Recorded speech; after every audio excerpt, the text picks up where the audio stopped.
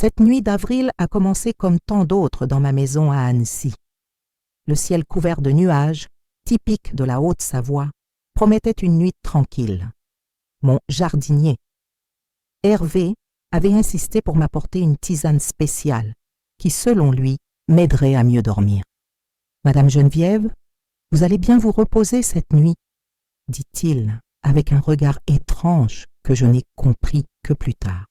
Pendant que je partage cette histoire difficile avec vous, je vous demande de laisser un like et de vous abonner à la chaîne pour que plus de personnes puissent connaître ce récit. Peut-être pourrons-nous ainsi éviter que d'autres personnes âgées vivent ce que j'ai vécu aux mains de ceux qui devraient nous protéger. Je m'appelle Geneviève Moreau-Dubois, j'ai 74 ans et j'ai travaillé toute ma vie comme infirmière à l'hôpital Sainte-Anne, ici à Annecy. Je n'aurais jamais imaginé qu'après une vie dédiée à soigner les autres, je lutterais pour ma propre survie contre un plan orchestré par mon fils unique. Ce n'est qu'en entendant le grincement de la porte de ma chambre cette nuit-là que j'ai réalisé le danger réel. Hervé entrait furtivement, pensant que je serais en sommeil profond à cause des médicaments trafiqués que mon fils insistait pour que je prenne. Dans sa main, une seringue que j'ai découvert plus tard contenir une dose létale de médicaments cardiaques. Dans l'obscurité, j'ai vu l'éclat de l'aiguille et par instinct, j'ai fait semblant de continuer à dormir, le cœur battant la chamade dans ma poitrine. Il s'approcha lentement, hésitant. Il s'arrêta à côté du lit, la seringue levée, prête à être injectée dans l'accès de la perfusion qu'ils avaient installée dans mon bras, sous prétexte de vitamines. C'est alors que, surprenant, il baissa la main et murmura « Je ne peux pas.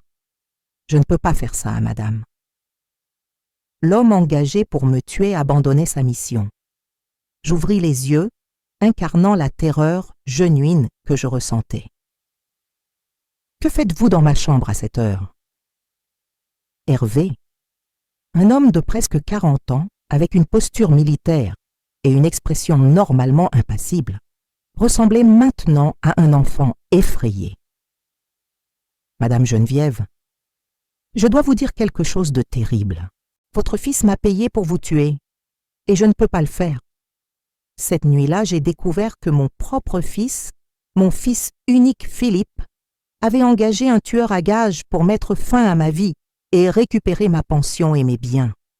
Le prix de mon assassinat, 80 000 €, la moitié d'avance, la moitié quand le travail serait terminé. Mais revenons un peu en arrière pour comprendre comment j'en suis arrivée à cette situation. Quand mon mari Henri est décédé il y a 8 ans d'une crise cardiaque, il m'a laissé bien protégée financièrement. Une bonne pension, notre maison dans le quartier des Marquisats, une demeure de style savoyard qui appartenait à sa famille depuis 3 générations, et quelques propriétés qui généraient des revenus locatifs. Rien qui me rendait riche, mais suffisant pour une vieillesse confortable et digne. Philippe, notre fils unique de 48 ans, a toujours été ambitieux. Formé dans les meilleures écoles grâce aux sacrifices que nous avons faits, j'ai même vendu des bijoux de famille pour payer ses études. Il est devenu entrepreneur dans l'immobilier. Il s'est marié avec Sandrine, une femme de 15 ans, sa cadette, et a construit une façade de succès qui, comme je l'ai découvert plus tard, cachait une réalité bien différente. « Maman, tu devrais considérer vendre cette maison », commença-t-il à suggérer quelques mois après les funérailles de son père. « Elle est trop grande pour toi toute seule.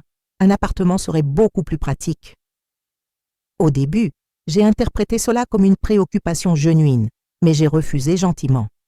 « Cette maison garde nos souvenirs, mon fils. Ici, je peux sentir ton père dans chaque coin, » répondais-je toujours. Avec le temps, les visites de Philippe devinrent plus fréquentes et ses questions sur mes finances plus insistantes. « Maman, laisse-moi organiser tes comptes. Tu ne comprends rien à ces modernités de banque en ligne, » disait-il. Par amour et confiance, j'ai fini par céder l'accès à mes comptes bancaires. Après tout, quelle mère ne ferait pas confiance à son propre fils? C'est par un après-midi pluvieux d'août que j'ai reçu le premier indice de ce qui se passait. Le conseiller de la banque a téléphoné, demandant si j'avais autorisé un virement de 50 000 € vers un compte inconnu. Bien sûr que non, répondis-je effrayé. Quand j'ai confronté Philippe, sa réaction m'a mise en alerte. Maman, tu deviens confuse.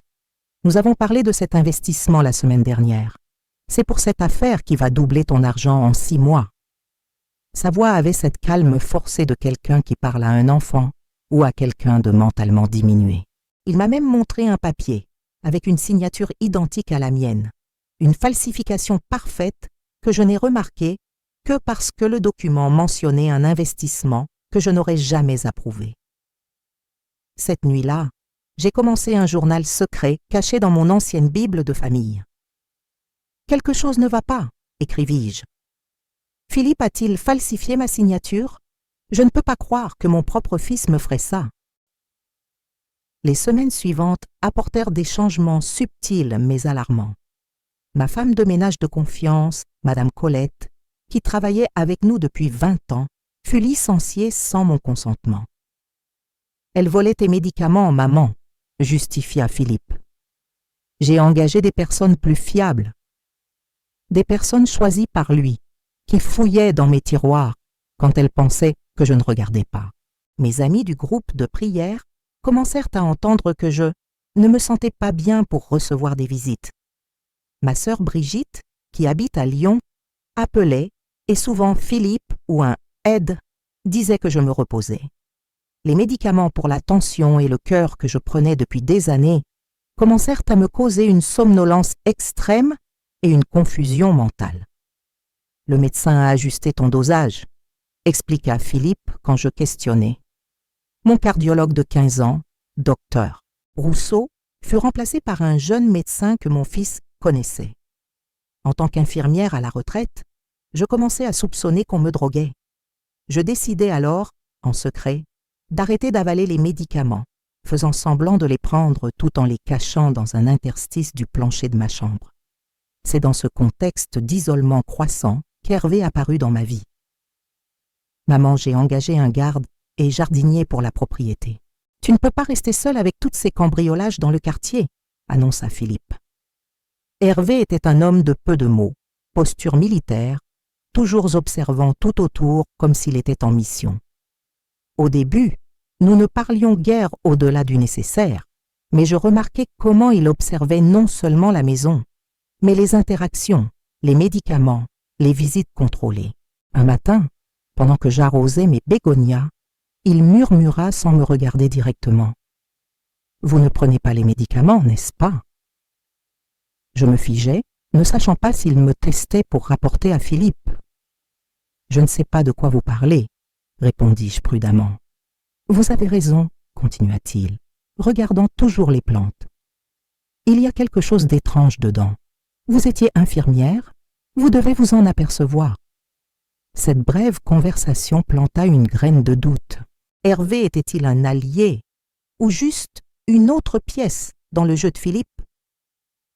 Je commençais à l'observer plus attentivement et remarquais de petits gestes, la façon dont il changeait discrètement mes comprimés quand personne ne regardait, les remplaçant par des vitamines ordinaires, la manière dont il détournait les caméras à certaines heures pour me donner des moments d'intimité.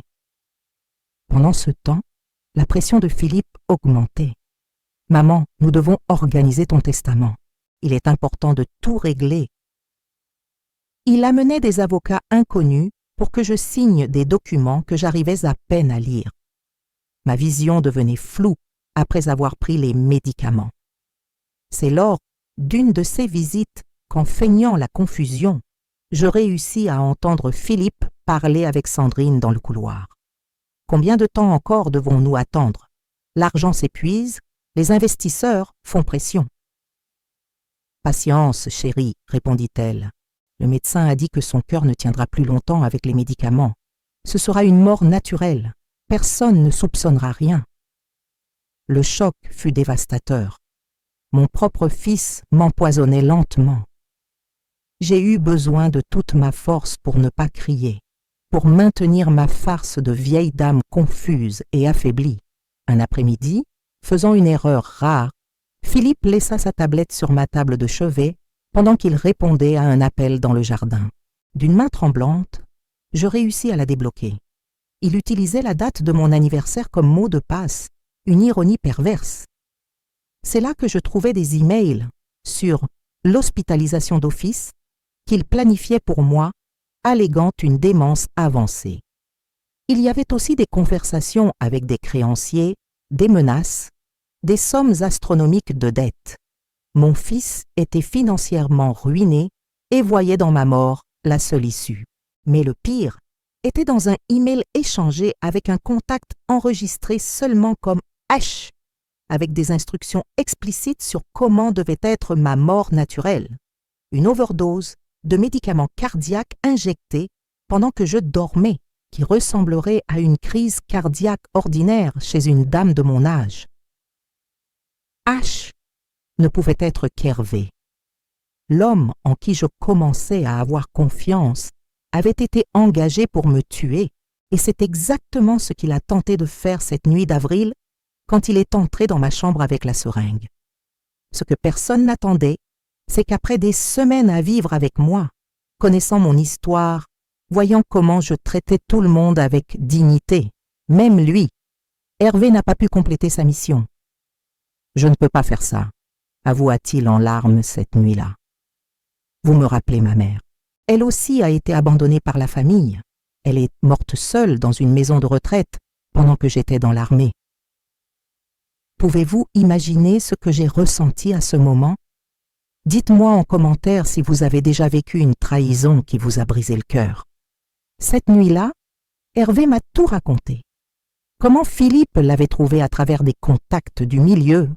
Hervé était ex-militaire, était tombé en disgrâce après une mission ratée. Comment mon fils avait peint une image de moi comme une mère manipulatrice qui contrôlait son héritage et avait causé la mort de son père. Il m'a montré des documents, des dossiers médicaux falsifiés prouvant votre supposée démence. Il a dit que ce serait une mort miséricordieuse, expliqua Hervé. J'avais besoin de l'argent et je me suis convaincu que je faisais quelque chose de justifiable. Mais vous avez changé d'avis, observai-je, toujours en train de traiter le fait d'avoir une conversation civilisée avec l'homme qui, minutes avant, était prêt à me tuer. Vous êtes gentil même avec ceux qui ne le méritent pas, répondit-il simplement. Je n'ai pas pu le faire. Là même, dans cette nuit surréelle, nous avons fait un pacte qui changerait nos vies pour toujours. Hervé deviendrait un informateur, collectant des preuves contre Philippe, pendant que je continuerai à feindre d'être faible et confuse. Ensemble, nous avons planifié ma fuite et la dénonciation qui amènerait mon propre fils au tribunal. Ce que ni moi ni Hervé n'imaginions, c'était à quel point la toile de mensonges et de crimes de Philippe était profonde, et comme ce que nous révélerions au tribunal choquerait tout le monde. Si cette histoire vous touche, s'il vous plaît, partagez-la pour qu'elle atteigne plus de personnes. Beaucoup de personnes âgées souffrent en silence de situations d'abus et de manipulation. Votre like et partage peuvent aider à sauver de vraies vies. Et dites-moi en commentaire de quelle région de France vous regardez cette vidéo. Notre plan devait être parfait. Philippe avait des yeux et des oreilles partout dans la maison, des caméras dans les coins, des employés loyaux seulement à lui, et même un médecin qui était prêt à falsifier mon certificat de décès le moment venu. En tant qu'infirmière, à la retraite, je savais que nous avions besoin de preuves irréfutables, non seulement de la tentative d'assassinat, mais de tout le système de manipulation financière. D'abord, nous avons besoin de preuves concrètes, expliqua Hervé lors d'une de nos rencontres secrètes dans les toilettes du rez-de-chaussée. Le seul endroit sans caméra. Si nous fuyons simplement, ce sera votre parole contre la sienne. Et il a déjà construit un récit parfait sur votre supposée démence. Hervé avait raison. Pour le monde extérieur, j'étais déjà une vieille dame confuse, possiblement atteinte d'Alzheimer, incapable de prendre des décisions. Philippe avait créé cette image soigneusement, y compris avec des rapports médicaux falsifiés. Qui me croirait? Nous avons besoin d'enregistrements, murmura Hervé. Je vais acheter des équipements assez petits pour ne pas être détecté. Dans les semaines qui suivirent, Hervé installa des micros-enregistreurs en points stratégiques de la maison, sous la table de la salle à manger, derrière des tableaux dans le salon, dans un abat-jour du bureau. De petits dispositifs qui captaient chaque conversation incriminante. Pendant ce temps, je continuais ma performance de vieille dame de plus en plus affaiblie. C'était une représentation épuisante, mais mes années de travail avec des patients à l'hôpital m'avaient donné assez de connaissances pour simuler des symptômes convaincants. Mains tremblantes au petit déjeuner, confusion sur les dates et horaires, quand les aides étaient dans les parages, demandes répétées pour qu'on m'explique des choses simples. Un matin particulièrement tendu, Philippe amena un neurologue que je n'avais jamais vu. « Maman, voici le docteur Martin. Il va faire une évaluation pour aider avec tes oublis. » Le médecin commença une batterie de tests cognitifs. À sa frustration et à celle de Philippe, je répondis tout correctement quand j'étais seule avec le docteur. Mais il suffisait que mon fils entre dans la pièce pour que je commence à confondre des réponses simples. « Étrange, » commenta le médecin. « Quand nous parlons seuls, elle semble parfaitement lucide. »« Ça fait partie du tableau, docteur, » répondit Philippe nerveusement. « Elle a toujours été manipulatrice. Pour vous, elle montre de la lucidité. Pour moi qui m'occupe d'elle quotidiennement, elle montre la vraie confusion. » Après le départ du médecin, Philippe explosa. Je n'oublierai jamais la transformation sur son visage, de fils inquiet à un masque de fureur contenue. « Qu'est-ce que tu crois faire? Tu veux me faire passer pour un menteur ?» chuchota-t-il entre ses dents, tenant mon bras avec assez de force pour laisser des marques. « Je suis confuse, mon fils, » répondis-je d'une voix fragile, en espérant qu'un des enregistreurs captait ce moment. Je ne comprends pas pourquoi le médecin était là. « Ne fais pas l'innocente.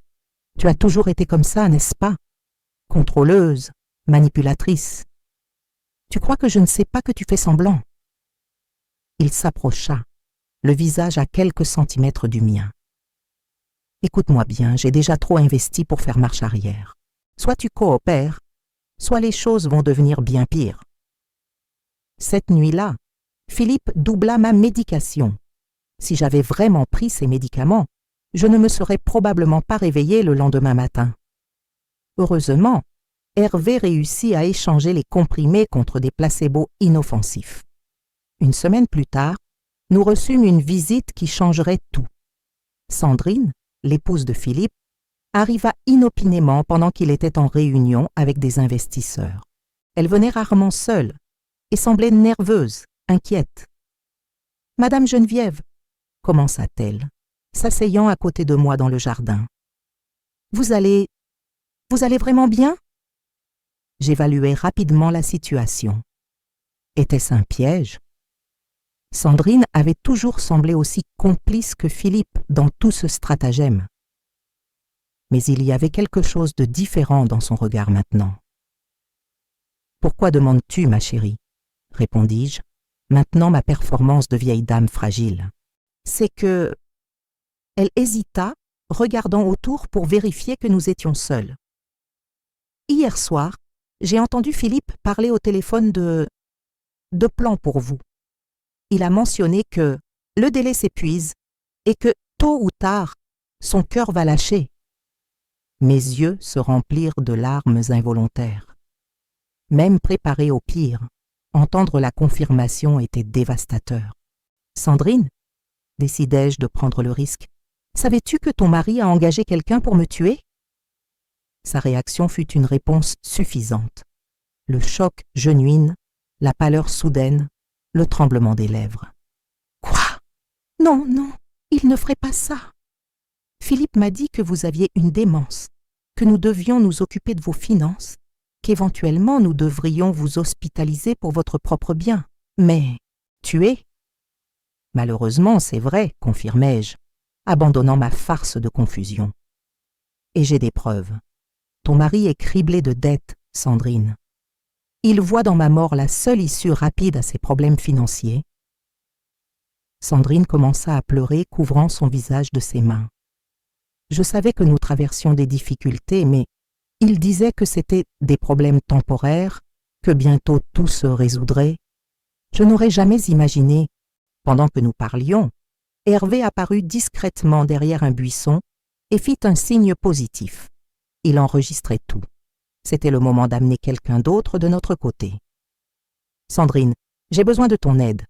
Pas seulement pour moi, mais pour toi aussi. Philippe commet des crimes graves, et tu peux finir impliqué comme complice si tu n'agis pas maintenant. » Elle me regarda, encore sous le choc, mais quelque chose dans ses yeux avait changé. Que puis-je faire? Cette conversation avec Sandrine nous donna un atout inattendu.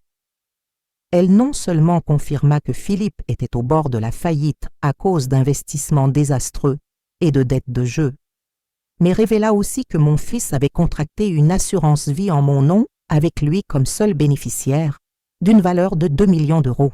La police avait une clause spéciale qui paierait même en cas de mort par cause naturelle liée à des conditions préexistantes, comme les problèmes cardiaques que j'étais supposé avoir. Il m'a fait signer comme témoin, avoua Sandrine en larmes. Il disait que c'était juste une précaution, que toute famille responsable faisait ça. Avec l'aide de Sandrine, nous obtînmes plus de preuves. Elle photographia des documents dans le bureau de Philippe, incluant des emails imprimés avec des instructions détaillées pour Hervé sur comment appliquer l'injection létale et comment positionner mon corps pour qu'il semble que j'étais morte pendant mon sommeil. Nous découvrîmes aussi que Philippe avait secrètement hypothéqué 2 des propriétés que j'avais héritées d'Henri, utilisant des documents avec ma signature falsifiée. L'argent avait évaporé dans des paris et dans un projet immobilier frauduleux qui avait fait faillite avant même de voir le jour.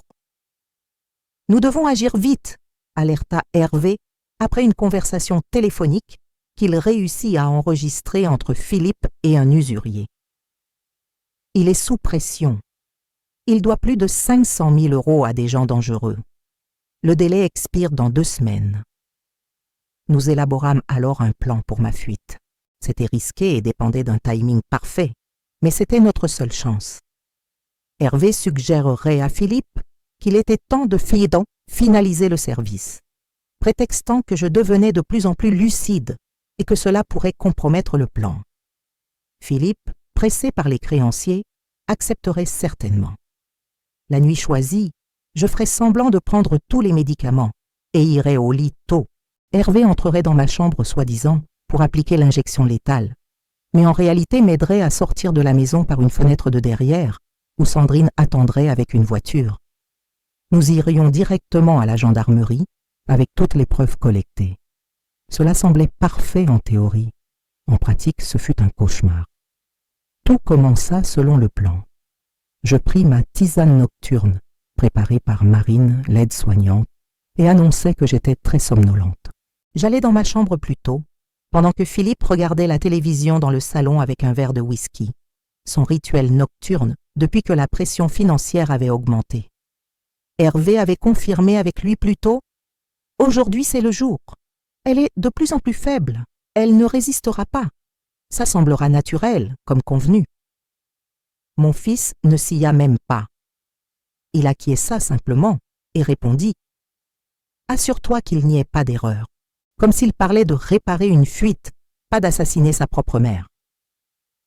À 23 heures, comme convenu, j'entendis la porte de ma chambre s'ouvrir. Hervé entra, tenant une mallette médicale, pour maintenir les apparences au cas où quelqu'un le verrait. Il ferma la porte silencieusement et s'approcha du lit. « Tout est prêt », chuchota-t-il. « La fenêtre de derrière est déverrouillée. Sandrine attend au bout de la rue avec la voiture. » Je me levai avec difficulté. Des semaines à feindre la débilité avaient affecté ma vraie force. Hervé m'aida à mettre mes chaussures et prendre un petit sac où j'avais caché quelques documents originaux et mon journal. C'est alors que nous entendîmes des pas dans le couloir. Lourds, irréguliers. Philippe, probablement ivre, venait vérifier. Ce n'était pas dans le plan. « Vite, allongez-vous !» instruisit Hervé en panique, m'aidant à retourner au lit. J'eus à peine le temps de me couvrir quand la porte s'ouvrit. Philippe était là, appuyé contre le chambranle, le visage rougi par l'alcool, les yeux plissés de suspicion. « Qu'est-ce qui prend tant de temps ?» demanda-t-il à Hervé.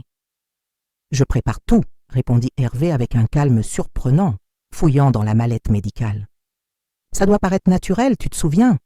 Je vérifie d'abord les signes vitaux pour documenter. Philippe fit quelques pas instables dans la chambre. Ne complique pas ce qui est simple. Applique l'injection et c'est fini. J'ai besoin que ce soit réglé aujourd'hui. Je fermai les yeux, feignant un sommeil profond, mais mon cœur battait si fort que j'étais sûre qu'il pouvait l'entendre. « Tu vas rester regarder ?» demanda Hervé, clairement essayant de gagner du temps. « Un problème. » Philippe s'approcha davantage, son haleine alcoolisée m'atteignant. « Tu ne vas pas flancher maintenant, hein? Tu as déjà reçu la moitié de l'argent. » « Ce n'est pas ça. » Hervé garda sa contenance. « C'est que tu as toujours dit que tu ne voulais pas connaître les détails, que tu préférais être loin quand ça arriverait, pour ta propre protection légale. » Il y eut un moment tendu de silence. Puis, à mon horreur, je sentis la main de Philippe toucher mon visage. Un contact presque délicat, comme quand il était enfant. « Tu sais, elle était plutôt une bonne mère, au début, » murmura-t-il, plus pour lui-même que pour Hervé, avant de devenir contrôleuse, avant de préférer l'argent à moi. Je luttais pour maintenir une respiration régulière, pour ne pas montrer que chacun de ces mots était un coup de poignard dans mon cœur. Après la mort de papa, elle a refusé de m'aider quand j'en avais le plus besoin. « Apprends à vivre avec ce que tu gagnes, mon fils », c'est ce qu'elle disait, comme si c'était facile, comme si le marché ne s'effondrait pas, comme si je n'avais pas une réputation à maintenir. Il retira sa main de mon visage. « Finis-en rapidement. Je serai dans le bureau. Je veux voir le corps après, pour être sûr. » Quand la porte se ferma derrière lui, j'ouvris les yeux. Hervé était pâle, des gouttes de sueur coulant sur son front. « Changement de plan, » chuchota-t-il. « Il va revenir. Nous ne pouvons pas sortir par la fenêtre maintenant. » « Et alors, on abandonne ?» demandai-je, le désespoir grandissant dans ma poitrine. « Non !» Hervé respira profondément, prenant une décision. « Nous allons l'amener de notre côté. »« Quoi ? Fais-moi confiance. J'ai une idée. » Ce qui arriva ensuite fut si inattendu, si surréel, que même maintenant, en me souvenant, cela semble plus fiction que réalité. Hervé sortit de la chambre, me laissant seule avec mes pensées terrorisantes. 15 minutes plus tard, qui semblèrent une éternité, la porte s'ouvrit à nouveau. Cette fois, c'étaient 3 personnes, Hervé, Philippe et Sandrine. Philippe était livide, les mains tremblantes, les yeux écarquillés. Sandrine pleurait silencieusement. Hervé avait une expression déterminée que je n'avais jamais vue auparavant. « Dis-lui, » ordonna Hervé à mon fils, d'un ton qui n'acceptait pas de refus. « Dis-lui la vérité sur tout, ou je le dis moi-même. » Philippe tomba à genoux à côté de mon lit, les larmes coulant maintenant librement sur son visage. « Et maman !» sa voix flancha. « Je planifiais de te tuer, pour l'argent, à cause des dettes. Je suis un accro au jeu, j'ai tout perdu. Mon entreprise est en faillite, je dois de l'argent à des usuriers. J'ai hypothéqué des propriétés qui n'étaient même pas les miennes en utilisant de faux documents. » Chaque confession sortait comme si elle était arrachée de l'intérieur de lui. Hervé m'a montré toutes les preuves que vous avez rassemblées, les enregistrements, les documents. Si ça arrive à la police, je passerai le reste de ma vie en prison. Je regardais Hervé, confuse. Ce n'était pas le plan. Il était supposé m'aider à m'échapper, pas confronter Philippe directement. Comme s'il lisait mes pensées, Hervé expliqua « Nous ne pouvions pas fuir sans être découverts. Alors j'ai décidé de le confronter, avec Sandrine présente comme témoin. J'ai montré quelques-uns des enregistrements, incluant celui d'aujourd'hui, où il avoue pratiquement tout. Je m'assis dans le lit, abandonnant la farce de débilité. Je regardais mon fils dans les yeux, ces mêmes yeux qui brillaient un jour d'innocence, quand il n'était qu'un petit garçon, me demandant de vérifier ses devoirs. « Pourquoi, Philippe ? J'aurais pu t'aider si tu avais des problèmes financiers. Pourquoi planifier ma mort ? » Parce que, il déglutit difficilement, parce que ça aurait été plus rapide. L'assurance paierait en 30 jours. Les créanciers menacèrent ma famille, disaient qu'ils s'en prendraient à Sandrine, à mes enfants. J'étais désespérée. Et je me suis convaincue que tu étais déjà vieille, que tu ne profiterais plus beaucoup de la vie, que c'était presque un service. La froideur de ces mots m'atteignit comme une gifle. Mon propre fils avait rationalisé mon assassinat comme un acte de miséricorde déformé. Et maintenant, demandai-je à Hervé, quel est le nouveau plan? Il va se rendre, répondit Hervé avec fermeté. Demain matin, nous irons tous à la gendarmerie. Il va tout avouer en échange d'un accord pour réduction de peine. Et si je refuse? Défia Philippe un dernier éclair de rébellion. Alors je livrerai moi-même toutes les preuves à la police, répondit Hervé. Et crois-moi, avec ce que nous avons, tu ne verras plus jamais la lumière du jour hors d'une cellule. Le silence qui suivit fut assourdissant. Cette nuit-là, personne ne dormit dans la maison. Nous restâmes tous dans le salon. Moi, Hervé, Philippe et Sandrine, dans une veillée tendue jusqu'à l'aube. Le lendemain matin, comme promis, nous allâmes tous à la gendarmerie.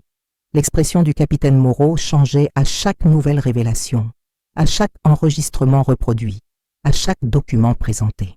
En 25 ans de police, commenta-t-il quand nous eûmes terminé, je n'ai jamais vu un cas pareil, un fils planifiant froidement l'assassinat de sa propre mère et le tueur engagé qui refuse d'accomplir le service et finit par sauver la victime.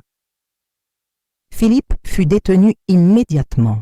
Le procureur, en analysant les preuves, offrit un accord pour réduction de peine en échange de sa coopération pour démanteler un réseau d'usuriers qui opérait dans la ville. Ces créanciers faisaient partie d'une organisation criminelle plus large. Hervé, pour sa participation initiale dans la conspiration, mais principalement pour son rôle crucial pour me sauver, reçut l'immunité et entra dans un programme de protection des témoins. Je retournai dans ma maison, maintenant vraiment la mienne à nouveau, avec le soutien de Sandrine, qui, bien que dévastée par la révélation de la vraie nature de son mari, choisit de faire ce qui était juste et témoigner contre lui. Je pensais que le pire était passé. Je me trompais.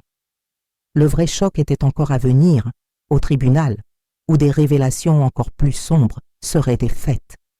Je sais que beaucoup d'entre vous qui regardez peuvent connaître quelqu'un en situation de vulnérabilité. S'il vous plaît, ne cessez pas de regarder jusqu'à la fin. Ce que je vais partager peut aider à sauver des vies. Et si vous n'avez pas encore mis un like, faites-le maintenant pour que ce message atteigne plus de personnes. Que pensez-vous de l'histoire jusqu'à présent? Ne partez pas. Ce qui vient ensuite a complètement changé ma vie. Le procès de Philippe fut programmé pour 3 mois après son arrestation. Pendant ce temps, je vécus entre témoignages, réunions avec des avocats et tentatives de reconstruire les décombres de ce qui fut un jour ma famille. Sandrine me rendait visite régulièrement avec mes 2 petits-enfants, Lucas de 12 ans et Sophia de 8 ans. Les enfants, encore confus par l'absence de leur père, furent épargnés des détails les plus sordides de l'histoire. Pour eux, papa avait fait de mauvaises choses avec l'argent et payait pour ses erreurs. La vérité complète était trop lourde pour leurs petites épaules. Quant à Hervé, je recevais des nouvelles occasionnelles par l'intermédiaire du capitaine Moreau. Il avait été relocalisé dans un autre département avec une nouvelle identité, mais envoyait demander de mes nouvelles. Cet homme engagé pour être mon bourreau était devenu, ironiquement, mon ange gardien. La vie a de ces revirements qu'aucun scénariste n'oserait imaginer. La semaine précédant le procès, le procureur, Dr. Lemoine sollicita une réunion privée avec moi. Quelque chose dans son ton au téléphone m'inquiéta. « Madame Geneviève, commença-t-il quand nous nous assîmes dans son bureau rempli de dossiers empilés, de nouveaux éléments ont surgi dans l'affaire que vous devez connaître avant le procès. » Mon cœur se serra. Que pouvait-il y avoir de plus après avoir découvert que mon propre fils avait planifié ma mort? Pendant les investigations des finances de votre fils, l'expertise a trouvé des virements suspects datés d'il y a 8 ans, coïncidant avec la période de la mort de votre mari. Je le regardais confuse. Qu'est-ce que cela signifie? Cela signifie que nous devons procéder à une exhumation du corps de votre mari, Henri. Le choc me laissa sans voix. Exhumer Henri? Perturber son repos éternel? Pourquoi faire? Nous croyons, continua le procureur prudemment, sur la base de conversations interceptées entre Philippe et ses associés, que la mort de votre mari pourrait ne pas avoir été naturelle. Les murs du bureau semblèrent se refermer sur moi. Vous suggérez que Philippe, que mon fils... Nous avons besoin des résultats de l'autopsie pour confirmer, Madame Geneviève. Mais oui, il y a des indices que votre mari aussi pourrait avoir été victime. Je sortis de ce bureau portant un poids encore plus lourd qu'avant. La possibilité qu'Henri ait été assassiné par notre propre fils était trop insupportable à contempler. Pendant toutes ces années, j'avais pleuré un mari que je croyais parti de cause naturelle, quand en réalité, l'exhumation fut réalisée le lendemain. Je n'eus pas le courage d'accompagner la procédure. Je restai chez moi, regardant notre ancienne photo de mariage, demandant pardon silencieusement à Henri de ne pas avoir perçu, de ne pas avoir protégé, d'avoir été si aveugle si longtemps. 3 jours plus tard, vint la confirmation qui brisa mon cœur. Des traces d'un poison à action lente, dérivé d'un médicament contrôlé, furent trouvées dans des échantillons de tissus préservés. Le type de substance qui, administrée continuellement en petites doses, provoquerait les symptômes d'une crise cardiaque graduelle sans éveiller les soupçons. Henri n'était pas mort naturellement. Il avait été empoisonné pendant des semaines, peut-être des mois. Une nouvelle enquête fut ouverte, de nouvelles accusations présentées. Philippe faisait maintenant face non seulement à une tentative d'homicide et à une fraude, mais aussi à un procès pour homicide consommé. La peine potentielle sauta de 12 ans à une possibilité de 30 ans de prison. Le jour du procès arriva finalement. Le tribunal était bondé, journalistes, curieux, parents éloignés qui ne se souciaient jamais de téléphoner, mais qui voulaient maintenant assister au scandale en première main. Je m'assis au premier rang, Sandrine à côté de moi tenant ma main ridée entre les siennes. De l'autre côté du couloir, je vis des personnes que je reconnus comme associées de Philippe, tous avec des expressions tendues, craignant probablement que leur propre secret soit exposé pendant le procès. Quand mon fils entra escorté par des policiers, je le reconnus à peine. Seulement 3 mois de prison avaient transformé l'entrepreneur confiant en une figure abattue, cernes profonds, cheveux ébouriffés, posture courbée. Nos yeux se croisèrent brièvement. Je ne pus déchiffrer ce que j'y vis. Remords, colère, désespoir. Peut-être un mélange de tout. La session commença avec les accusations formelles étant lues. À chaque nouvelle mention, tentative d'homicide avec préméditation, falsification de documents, escroquerie, détournement de fonds et finalement homicide volontaire contre Henri Moreau-Dubois. Je sentais un coup de poignard dans la poitrine. Le procureur présenta les preuves de façon méthodique. Les enregistrements faits par Hervé, les documents falsifiés, les témoignages des médecins corrompus par Philippe, le rapport d'exhumation d'Henri. Quand vint mon tour de témoigner, je marchais vers la barre des témoins d'un pas lent mais ferme.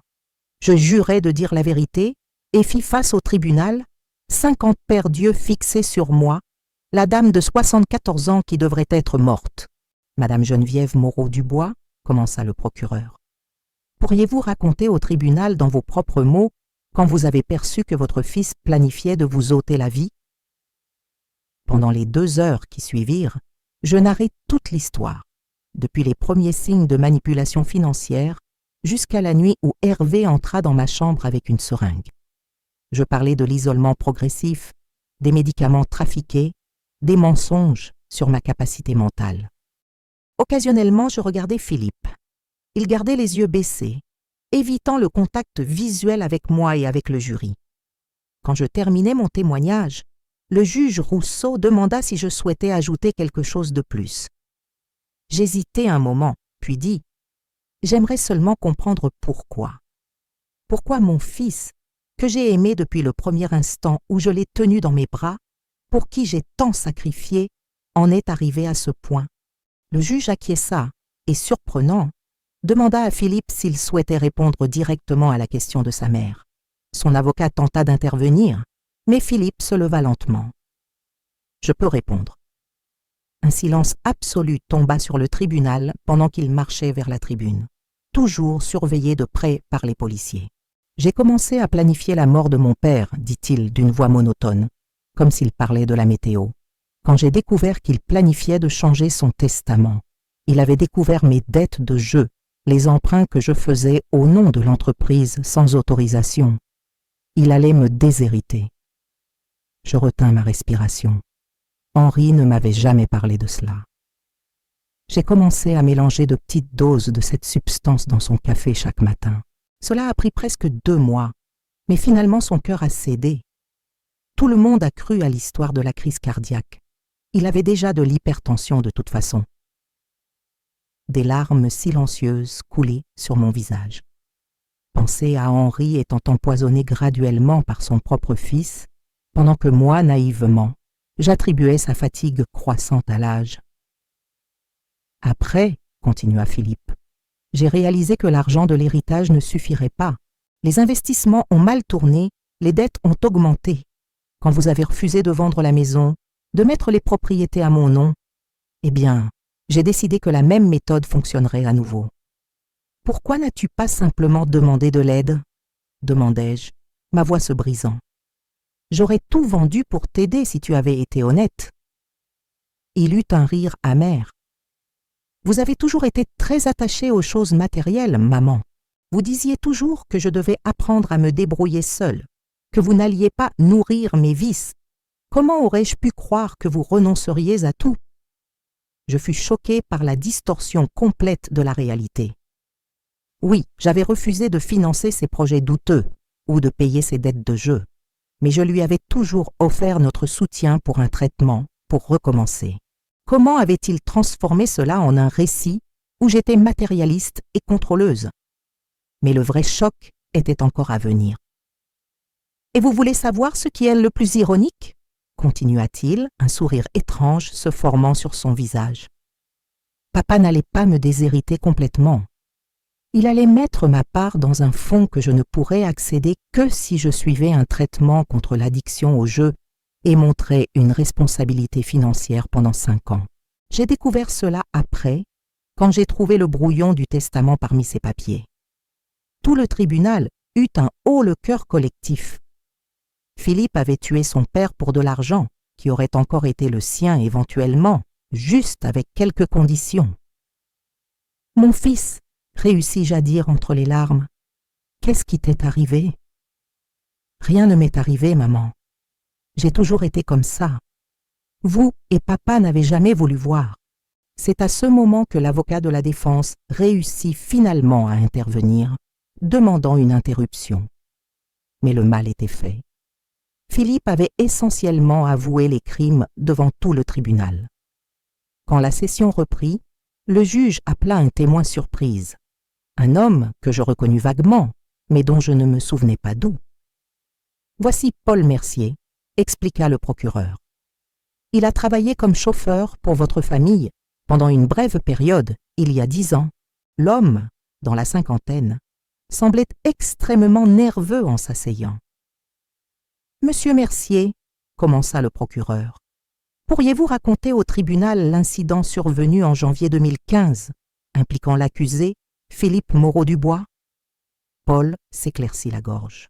« Je travaillais comme chauffeur pour la famille depuis environ 6 mois. Un soir, j'ai été appelé pour aller chercher monsieur Philippe dans une maison de jeu dans l'ouest de la ville. Il était très ivre, avait perdu beaucoup d'argent, disait des choses sans sens. En chemin vers la maison, il a commencé à parler de comme ce serait facile de faire disparaître les vieux. Un murmure parcourut le tribunal. Il a dit que le père était déjà parti, que c'était plus facile qu'il n'avait pensé et qu'il ne restait que... Paul déglutit difficilement, regardant rapidement vers moi. Qu'il ne restait que la mère. J'ai pensé que c'était juste l'alcool qui parlait, mais j'ai été si perturbée que j'ai démissionné le lendemain. Et pourquoi n'avez-vous pas rapporté ceci à la police à l'époque ? Demanda le juge. Qui m'aurait cru ? Monsieur Philippe était un entrepreneur respecté. J'étais juste un chauffeur avec un passé de vol dans ma jeunesse. En plus, il avait mentionné qu'il avait des contacts dans la police locale. J'ai eu peur. Une autre pièce du puzzle se mettait en place. Paul avait été licencié abruptement, Philippe prétextant qu'il avait été pris en train de voler des bouteilles de la maison, une accusation qui m'avait toujours semblé étrange, vu l'honnêteté que nous voyions chez ce garçon. Le procès continua pendant 2 jours de plus, avec plus de témoins et plus de révélations choquantes. Nous découvrîmes que 2 ex-associés de Philippe étaient morts dans des circonstances suspectes après avoir menacé d'exposer ses fraudes, qu'il avait détourné de l'argent d'une fondation caritative qu'il présidait, incluant des fonds destinés aux maisons de retraite. L'ironie amère n'échappa à personne. Mais la révélation la plus dévastatrice vint de Sandrine quand elle témoigna le dernier jour. Philippe disait toujours que sa mère était contrôleuse, qu'elle interférait trop dans notre vie, expliqua-t-elle, luttant visiblement contre les larmes. Mais la vérité, c'est que Madame Geneviève nous a toujours donné de l'espace, a toujours respecté nos limites. C'était lui qui inventait des disputes, qui déformait des conversations innocentes pour me convaincre que sa mère était manipulatrice. Elle me regarda directement en continuant. Il était arrivé à me convaincre que ce serait un acte de miséricorde quand Madame Geneviève irait dans une maison de retraite, qu'elle perdait ses capacités mentales et serait dangereuse pour elle-même. Je l'ai cru parce que je voulais croire, parce que c'était plus facile que d'affronter la vérité sur l'homme que j'avais choisi comme père de mes enfants. À la fin du 3e jour, le jury se retira pour délibérer. Ils prirent moins de 2 heures pour revenir avec le verdict, coupable de toutes les accusations. À la sentence, prononcée la semaine suivante, le juge Rousseau n'épargna pas ses mots. En mes 30 ans de magistrature, j'ai rarement été témoin d'un cas qui combinait tant de préméditation avec une telle froideur. L'accusé n'a pas seulement assassiné son propre père et tenté d'assassiner sa mère, mais a aussi orchestré un stratagème élaboré pour isoler, affaiblir et discréditer une personne âgée qui avait dédié sa vie à s'occuper de lui. Regardant directement Philippe, le juge continua. La société a besoin d'être protégée d'individus comme vous, monsieur Moreau-Dubois. Plus important encore, votre propre mère et votre famille ont besoin d'être protégés. La sentence fut le maximum prévu par la loi. 32 ans de réclusion, sans possibilité de régime de semi-liberté pendant les 16 premières années. Quand les policiers emmenèrent Philippe, il me regarda une dernière fois. Il n'y avait pas de remords dans ses yeux, juste un vide perturbant. Je réalisais alors que peut-être je n'avais jamais vraiment connu mon fils, le petit garçon doux que j'avais bercé, à qui j'avais appris à marcher, dont j'avais séché les larmes après des chutes de vélo. Où cet enfant s'était-il perdu? À quel moment s'était-il transformé en cet homme capable de planifier froidement la mort de ses propres parents? Ce sont des questions qui me hantent encore, qui n'auront probablement jamais de réponse satisfaisante. Le lendemain du procès, je reçus une lettre. Le timbre était d'un autre département, il n'y avait pas d'expéditeur, mais je reconnus immédiatement l'écriture sur l'enveloppe.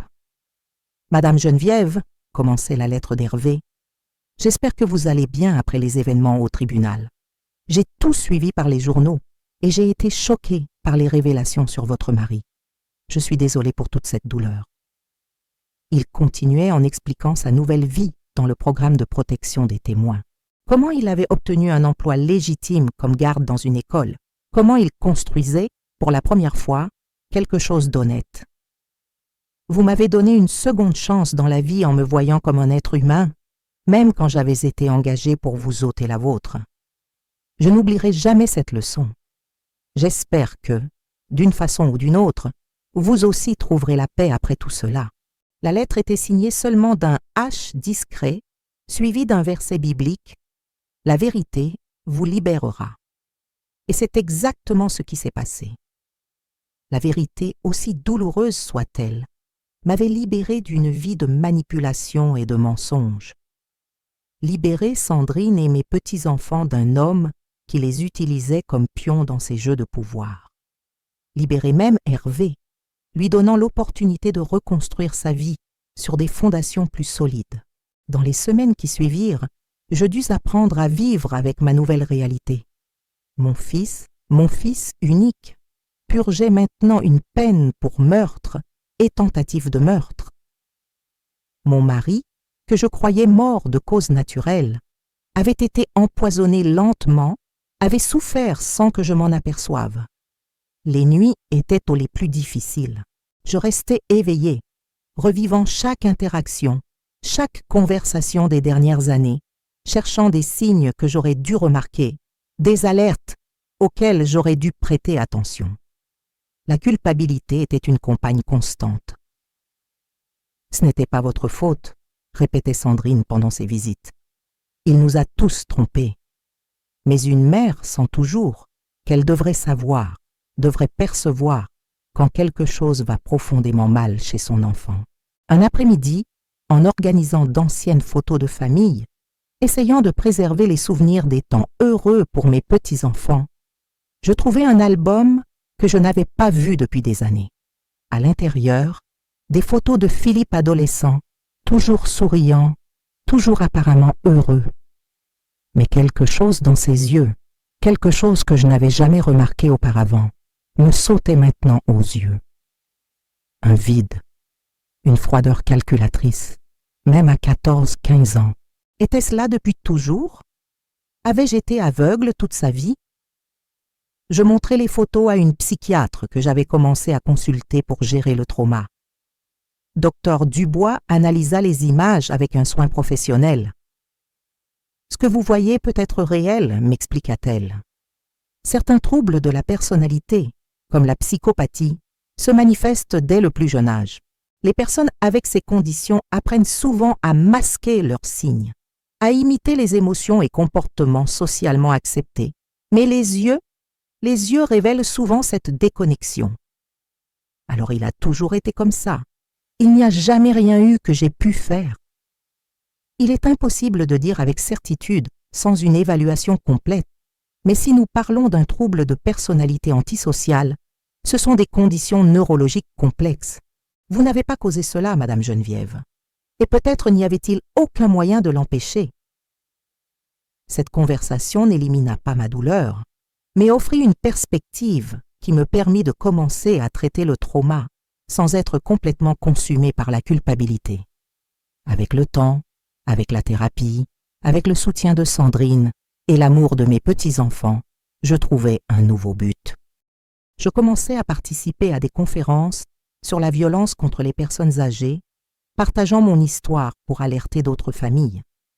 Je créais, avec l'aide d'anciennes collègues de l'hôpital, un groupe de soutien pour les personnes âgées victimes d'abus familial. 6 mois après le procès, je reçus une autre enveloppe sans expéditeur. À l'intérieur, seulement une coupure de journal local d'une autre ville, avec une petite note. Centre communautaire inaugure un programme de mentorat pour jeunes en situation de risque social. Sur la photo, le coordinateur Hervé Moreau, nom fictif donné pour protéger son identité, avec les premiers participants. Dans la photographie en noir et blanc, je reconnus immédiatement Hervé, avec un sourire que je n'avais jamais vu pendant son temps comme mon jardinier. Autour de lui, 6 adolescents aux expressions pleines d'espoir. L'homme qui avait été envoyé pour m'ôter la vie dédiait maintenant la sienne à en sauver d'autres. Il y a des ironies que seul le destin pourrait écrire. La vie continue de nous surprendre, n'est-ce pas? Commenta Sandrine quand je lui montrai la coupure. Oui, elle continue. Même à 74 ans, après avoir pensé que j'avais tout vu, la vie trouve encore des moyens de me surprendre, avec des horreurs inimaginables et des beautés inattendues, parfois entrelacées de la façon la plus improbable. Si vous suivez cette histoire et vous souciez de la protection des droits des personnes âgées, laissez un like et un commentaire. Votre interaction aide à diffuser ce message important à ceux qui en ont le plus besoin. Aujourd'hui, 2 ans après le procès qui a secoué Annecy et fait les gros titres nationaux, je vis une vie très différente de celle que j'imaginais pour ma vieillesse. Les jours de tranquillité dont je rêvais avec Henri ont laissé place à un but que je n'avais jamais anticipé. Chaque matin, je me réveille à 6h30. Je prends mon café en lisant les nouvelles et me prépare pour une nouvelle journée de travail au centre d'aide aux personnes âgées que j'ai fondé avec ma sœur Brigitte et quelques amis de l'hôpital. Nous utilisons une partie de l'indemnisation que j'ai reçue après le procès contre les médecins qui avaient falsifié mes rapports, ainsi que la vente d'une des propriétés que j'ai récupérées. Notre mission est simple mais vitale. Identifier les signes d'abus et de négligence contre les personnes âgées, offrir un soutien juridique et psychologique et créer un réseau de protection pour ceux qui, comme moi, se trouvent vulnérables justement quand ils ont le plus besoin de sécurité. « Vous avez sauvé ma vie », me dit Madame Carmen, 82 ans, lors d'une de nos réunions hebdomadaires. Elle avait été isolée et manipulée par son neveu, qui administrait sa pension, jusqu'à ce qu'une voisine qui avait assisté à une de mes conférences reconnaisse les signaux d'alarme et nous contacte. Si ce n'était pas vous, je ne serais probablement plus là. Ces mots sont le baume qui soulage les cicatrices que je porte. Chaque histoire de vulnérabilité transformée en autonomisation aide à donner un sens à ma propre souffrance. Sandrine et mes petits-enfants habitent maintenant à seulement 2 pâtés de maison. Elle est retournée travailler comme professeure de mathématiques, profession qu'elle avait abandonnée quand elle s'était mariée avec Philippe. Lucas, maintenant 14 ans, et Sophia, 10 ans, passent les après-midi avec moi après l'école pendant que leur mère travaille. Au début, il fut difficile pour eux de comprendre ce qui s'était passé. Comment expliquer à des enfants que leur père avait tenté de tuer leur propre grand-mère? Avec l'aide de psychologues spécialisés, nous introduisîmes graduellement la vérité de façon appropriée pour chaque âge. « Grand-maman », demanda Sophia un après-midi, pendant que nous faisions des biscuits ensemble. « Papa est né méchant ou il est devenu méchant après ?» La question me prit par surprise, mais je réalisais que c'était un doute genuin d'un enfant essayant de comprendre l'incompréhensible. « Personne ne naît complètement méchant, ma chérie, » répondis-je, choisissant mes mots avec soin. « Ton père a fait de très mauvais choix, mais cela ne signifie pas que toi ou ton frère feraient de même. Nous choisissons tout notre chemin chaque jour. » Lucas, plus âgé et plus renfermé, prit plus de temps pour parler du sujet. Ce ne fut que l'année dernière, pendant une partie de pêche au lac près de la maison de campagne que j'ai gardée, qu'il s'ouvrit finalement. « Parfois j'ai peur, grand-maman, » avoua-t-il en regardant l'eau, pas moi. Peur d'avoir quelque chose de papa en moi, quelque chose de mauvais. Je posai ma main sur son épaule, sentant son tremblement subtil. « Lucas, regarde-moi. Tu n'es pas ton père. Tu as de la compassion, de l'empathie. Je le vois dans la façon dont tu prends soin de ta sœur, comment tu traites les animaux, comment tu te soucies des autres. Ces qualités sont tiennes. Personne ne peut te les enlever à moins que tu le permettes. » Nos yeux se rencontrèrent et je vis des larmes silencieuses couler sur le visage de ce garçon qui portait un poids beaucoup plus lourd que n'importe quel enfant ne devrait supporter. « Tu promets de me dire si un jour tu remarques que je change, que je deviens comme lui. »« Je promets, » répondis-je, l'embrassant. « Mais je promets aussi que je ne laisserai pas cela arriver. Nous sommes ensemble dans ce voyage. Tu n'es pas seul. » Quant à Philippe, je n'ai plus eu de contact direct avec lui depuis le procès. Occasionnellement, je reçois des lettres de la prison. Les premières, je ne les ai même pas ouvertes. La peur et la douleur étaient encore trop intenses. Éventuellement, avec l'aide de la thérapie, j'ai trouvé la force de lire ce qu'il écrivait. Pour la plupart, ce sont des lettres confuses qui oscillent entre des demandes de pardon et des accusations voilées que d'une façon ou d'une autre, je serai partiellement responsable de ses choix. Le psychiatre qui l'a évalué en prison a diagnostiqué un trouble de personnalité antisociale avec des caractéristiques narcissiques, une condition qui explique, mais ne justifie pas, ses actions. Il n'aura probablement jamais la capacité de ressentir un remords genuin, m'expliqua le docteur Martin quand je l'ai consulté sur le diagnostic. L'empathie, Ce mécanisme fondamental qui nous connecte les uns aux autres ne fonctionne simplement pas de la même façon dans son cerveau. C'est une réalité difficile à accepter pour n'importe quelle mère. L'idée que ce bébé que j'ai bercé, ce garçon dont j'ai soigné les genoux éraflés, portait en lui une incapacité neurologique de ressentir de la compassion pour les autres. Mais accepter cette réalité fut une partie fondamentale de mon processus de guérison. Comprendre qu'il n'y avait rien que j'aurais pu faire différemment comme mère pour changer le cours de cette histoire. Hervé continue à être en contact, toujours de façon discrète et indirecte. L'année dernière, j'ai reçu un paquet contenant un livre sur le jardinage et une carte simple. Pour que votre jardin continue à fleurir comme votre âme. Il n'y avait pas de signature, mais je reconnus immédiatement l'écriture. J'ai su par des sources indirectes qu'il coordonne maintenant un programme de réhabilitation pour jeunes délinquants dans un autre département, transformant sa propre expérience d'avoir presque commis un crime terrible en outil pour aider d'autres à trouver un meilleur chemin. Un retournement que personne n'aurait pu prévoir, le tueur à gages qui a refusé de tuer transformé en mentor de jeunes en situation de risque. Parfois, je pense que nous devons tomber très bas pour trouver l'élan nécessaire pour remonter. Un après-midi particulièrement significatif de l'année dernière, je reçus une visite inattendue. Le capitaine Moreau, maintenant promu chef de police, vint personnellement m'apporter une nouvelle.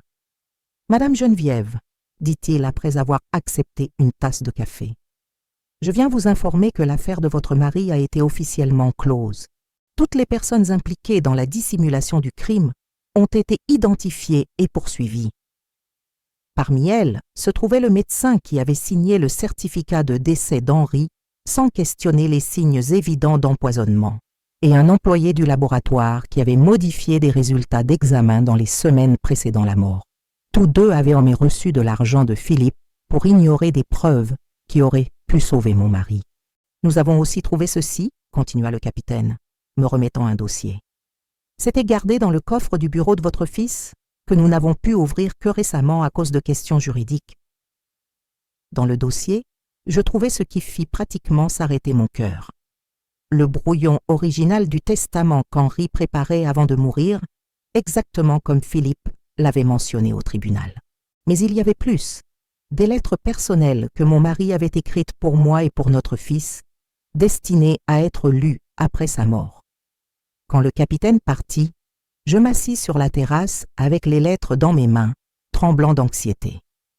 Après avoir respiré profondément plusieurs fois, j'ouvris d'abord celle qui m'était destinée.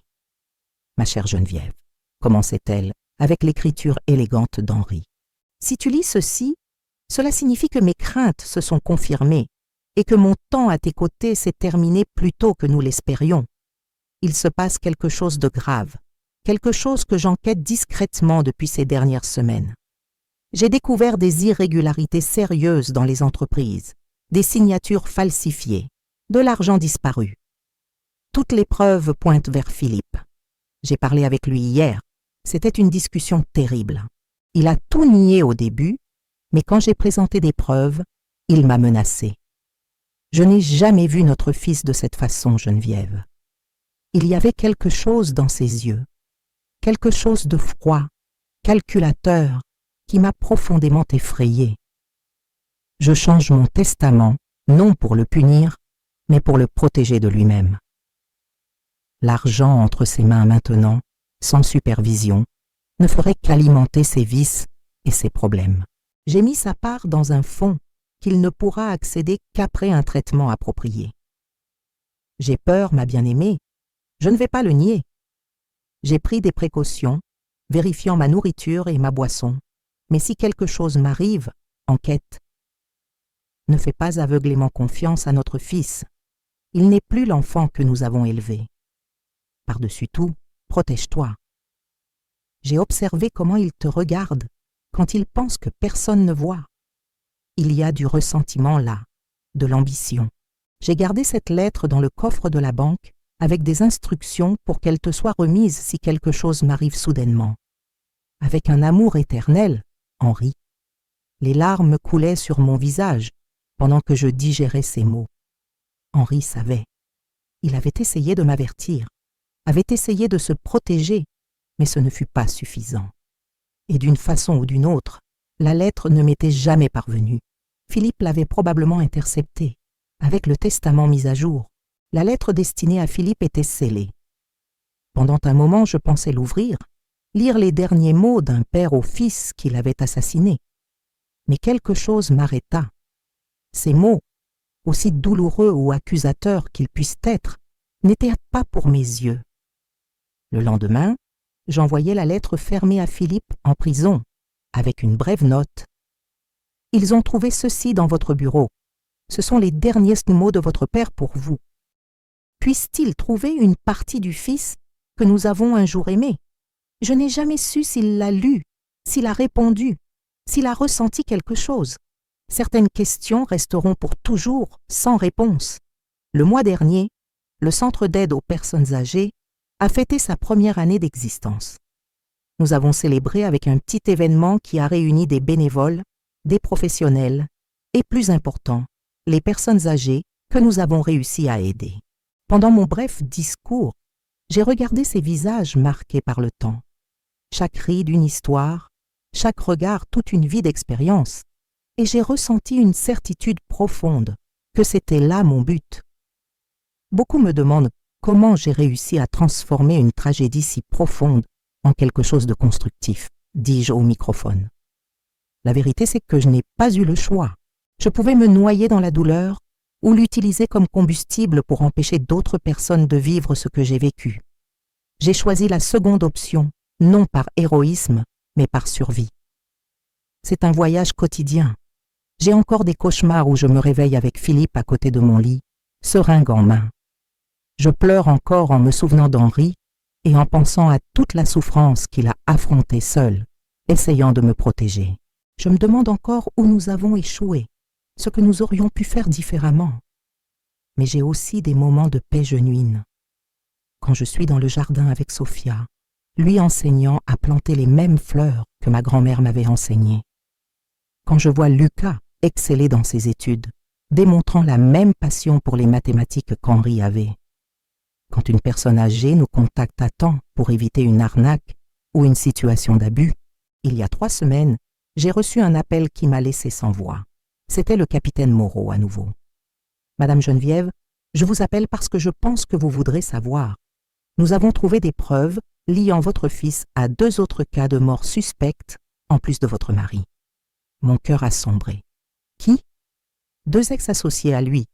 François Almeida, qui est mort dans un supposé accident de voiture en 2017, et Richard Bueno, qui a eu une noyade accidentelle pendant une partie de pêche en 2019. Je m'assis, les jambes trop faibles pour me soutenir. « Vous êtes sûr? » « Absolument. » Nous avons trouvé des emails codés, des virements bancaires vers des intermédiaires, même un plan détaillé du sabotage de la voiture de François. Cette nuit fut une des plus difficiles depuis le procès. L'idée que mon fils était un tueur en série, qu'il avait ôté au moins 3 vies pour gain financier, était presque impossible à traiter. J'appelais ma thérapeute au milieu de la nuit, désespérée pour un ancrage dans la réalité. Comment ne l'ai-je pas perçu? Comment ai-je vécu tant d'années avec quelqu'un capable d'une telle cruauté et n'ai rien vu? Demandai-je entre sanglots. Parce que vous regardiez avec des yeux de mère, Geneviève, répondit-elle avec gentillesse. Et parce que les personnes avec le profil psychologique de votre fils sont des maîtres pour cacher leur vraie nature. Ils étudient les autres, apprennent exactement comment agir pour paraître normaux, pour inspirer confiance. Ne vous torturez pas d'avoir été trompé par quelqu'un qui a dédié sa vie à perfectionner l'art de la tromperie. Des mots sages, mais qui prennent du temps à pénétrer un cœur maternel brisé. La semaine dernière, j'ai reçu une enveloppe simple par la poste. À l'intérieur, une coupure de journal montrant la photo d'une femme âgée entourée de policiers et le titre « Femme de 68 ans évite une arnaque après avoir assisté à une conférence sur l'abus contre les personnes âgées. » À côté de la coupure, un billet simple « Une vie sauvée grâce à vous. H. » Il avait raison, une vie sauvée, puis une autre et encore une autre. Chaque personne âgée que nous aidons à protéger, chaque famille que nous orientons, chaque arnaque que nous réussissons à éviter, ce sont de petites victoires contre l'obscurité qui a failli me consumer. Je ne peux pas changer le passé. Je ne peux pas ramener Henri, je ne peux pas défaire les choix fatals de mon fils, je ne peux pas effacer les cicatrices que je porte dans l'âme. Mais je peux choisir comment vivre chaque jour qui me reste. Je choisis de vivre avec un but, avec gratitude pour les secondes chances que la vie nous offre quand nous nous y attendons le moins. Si vous qui me regardez traversez une situation de vulnérabilité ou connaissez une personne âgée qui pourrait souffrir d'abus, ne vous taisez pas. Cherchez de l'aide, dénoncez, connectez-vous avec des réseaux de soutien. Souvenez-vous toujours, l'âge avancé ne signifie pas perte de dignité ou de droit. Aujourd'hui, à 76 ans, quand je me regarde dans le miroir, je ne vois pas seulement une survivante.